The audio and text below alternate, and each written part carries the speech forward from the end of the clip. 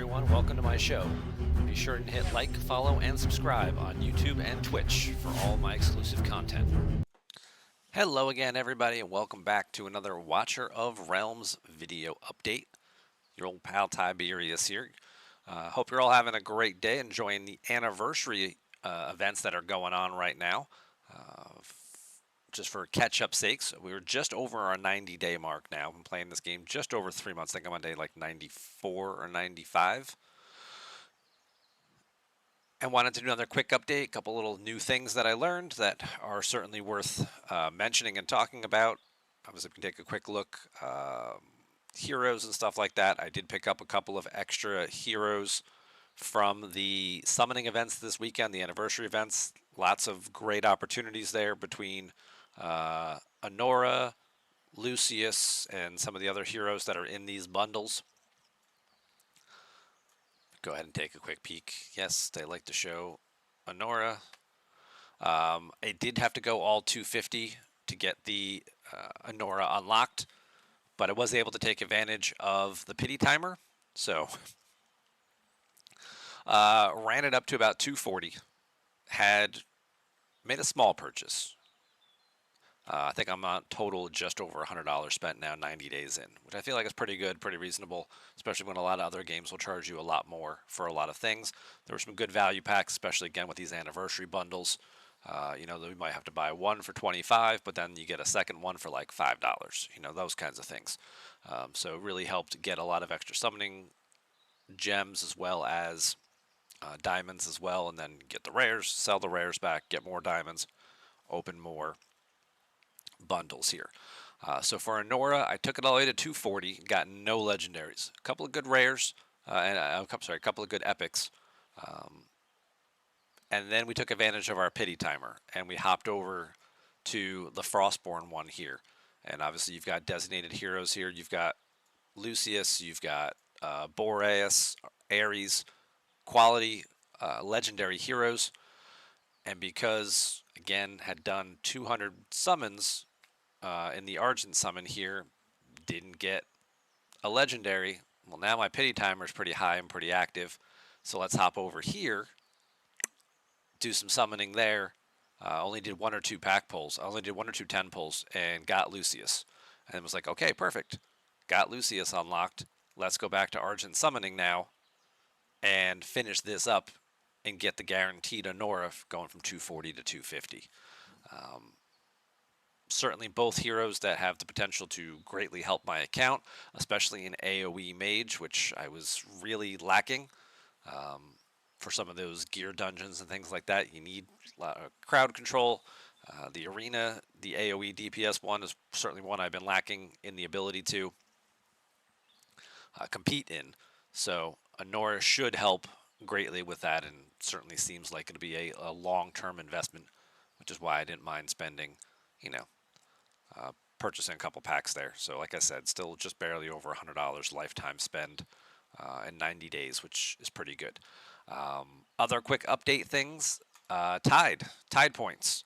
So Tide talents here, I'm on wave 130, I'm kind of stuck here for a little bit.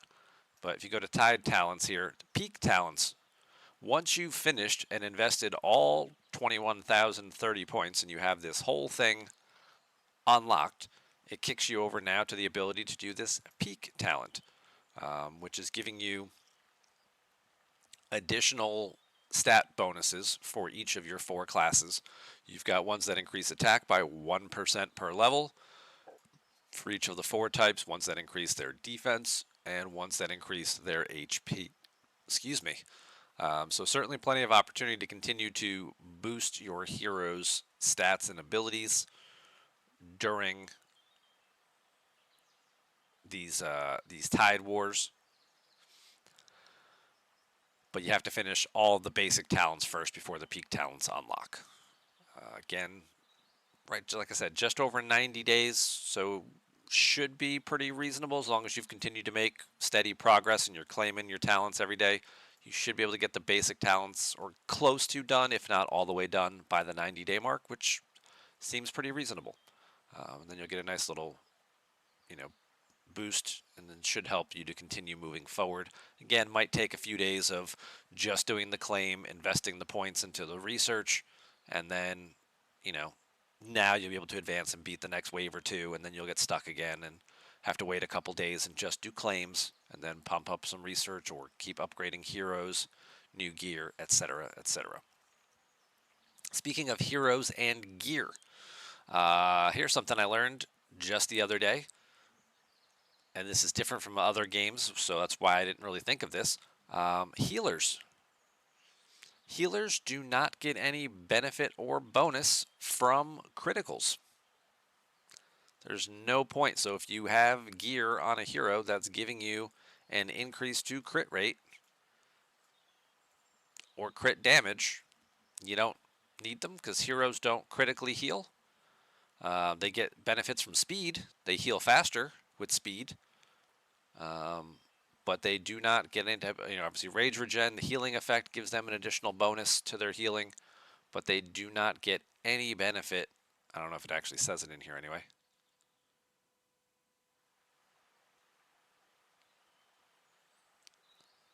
Yeah, doesn't say it anywhere in here about it, but sometimes in some of the pop-ups that you might see when screens are loading, it might say something along the bottom about it. And certainly if you're on the official Discord, there's a lot of people talking about it over the last year since the game has been released. So friendly reminder, if you have gear on your healers that is giving them crit rate or crit damage, you can take that off and put that somewhere else that's more useful. Load them up with attack or HP, whichever they need to boost their healing. You can throw a little healing effect on there too, although from what I understand, this doesn't help a whole lot. But every little bit could make a difference. And then, speed is also one too. That's beneficial to them, so they heal faster, less of an interval time, and rage regen for ones who have AoE healing abilities. Void Rift, we've just managed to finish Elite now. Haven't even tried hard yet because we're just barely scraping through on Elite. Arena, typically get to, Platinum 1-ish, Platinum 2, depending on, how I can take advantage of it. Different targets I have different successes with. That's all going to depend on your heroes and what type of lineups you can build there. And then stuff we're going to cover in separate videos. The Immortal Codex, starting to do a little bit better in some of these. Managed to get to an A grade finally in Wasteland Titan. Still has some lower grades on some of these guys here. We are going to do individual videos on each of them because they tend to rotate the lineup. There's, there's 6 currently, and they may add more. So they tend to just sort of rotate through these 6 and put 3 of them out at a time. So I figured it's best to do individual videos for each one. That way, if you're having a specific question about one, you can do that. Speaking of individual videos, another update personally for me, I do plan on making more consistent content for this game going forward. I think it's going to be something that's going to be part of our regular Twitch streaming and YouTube video creation. Now that I was added to the content creator area of Discord for Moonton. They had obviously their open content creator requests. I think somewhere in one of these things you can go in here and actually apply. They ask you for where do you stream, where do you create content for? Give us your links. We'll take a look. And within 24 hours, they were like, "Yep, nope, you're good. You're a legit content creator." So they added me to the content creator area. There's like 150 people in there, so it's not like it's elite exclusive, but there are a lot of content creators. And if you're thinking to yourself 150, like I don't know 150 content creators for this game, not all of them stream in English, so that's probably why. Obviously, this is a worldwide game. You've got all kinds of different languages and things that people do create videos for.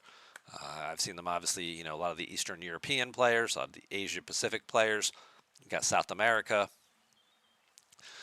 Who have strong play groups and content creators, and they're streaming in their native languages and things. So you might not recognize a lot of these names or know who a lot of these people are, but there are a lot of content creators out there making content for Watcher of Realms. certainly bodes well for the longevity of the game. Also, the fact that the developers continue to respond to player feedback and make adjustments in game to things to try and help keep it around longer. So, certainly something I'm excited about. I don't think I'll be, it's gonna be a while, obviously, before I get to like the exclusive level that some of the other creators like Fastidious, Ivy League Gaming, and things that you may have heard of and watch a lot of their videos. I certainly do. They've got some great resources out there, including Fastidious's website that has like a hero ranking tier list. I'll put a link to that in the description if you haven't found that yet. Just so the video description, just so you can gain access to that wonderful tool. Very, very handy. In fact, I think I have it up over here. Yeah, we'll just pull that over here real quick. So obviously, you can check out the hero list. They're all ranked. You can even do it for artifacts as well. If you're thinking to yourself, like, which artifact should I invest, resources in upgrading? Well, some of them are obviously ranked better than others, and you can sort it and break it down. If you're just looking for a defender artifacts or something, like, oh, Bastion Ring's the best one, and some of these other ones here are pretty good. And then you're like, oh, I've got a whole bunch of Heart of Thorns. What do I do with them? It's like, they're probably not worth your time. Use them for now if that's all you've got. And then as you start to get some of this other stuff to replace them, upgrade the higher level ones. Like, don't upgrade these. Just throw them on guys for the stat bonus. And then eventually, you'll replace them with some of this better stuff and sell it off. So I'll leave a link to this down below. The other fun thing about here is the old calculator. If you look at a pack in game and you see what it's giving you, we'll take a look at this right now. Actually, let's go over here. Let's go to the shop and let's just see what do we got. Anniversary claim bundle. There you go. So this bundle one right here, right? In-game pack price. This is $40. It's $39.99. We're going to round up to 40. It gives you 200 diamonds. It gives you 5 divine summoning crystals. And it gives you some stamina potions which aren't on the list as far as valuation goes. So if you go over here to the True Pack calculator, you plug those things in. 200 diamonds is worth $2. 5 divine summoning crystals is worth $40, so they're selling the pack for $40, but it's actually worth $42 to you. Maybe not the best pack to purchase, but some of these other ones here, as you can see, like if you buy this one, then it unlocks the next one. If you buy that one, then it unlocks this one, and eventually you get to like the end of the chain where you're looking at something that should be more significantly valued than, it's kind of like a reward. It's like you bought 3 so you get 1 free or get 1 50% off or whatever the case is. So if we go look at this one here, we're getting 100 diamonds. This is a $10 pack. We're getting a legendary crystal, and we're getting 2 divine summoning crystals this time around. So those are worth about $8 a piece, so you're up to $16. The diamonds are worth $1. The legendary skill crystal is worth about $5. So you can see the pack price is $10, but you're getting $22 worth of value.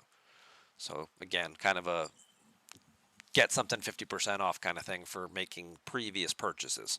And you can always use that to be, mindful of what it is that you're looking for with some of these packs. And it's a pretty good valuation here. So if we just, again, do one more, 500 diamonds are worth $5. What are rare summoning crystals worth? About $1 a piece, just under $1 a piece. And then you get 600,000 gold for your trouble as well. That's worth another 72 cents.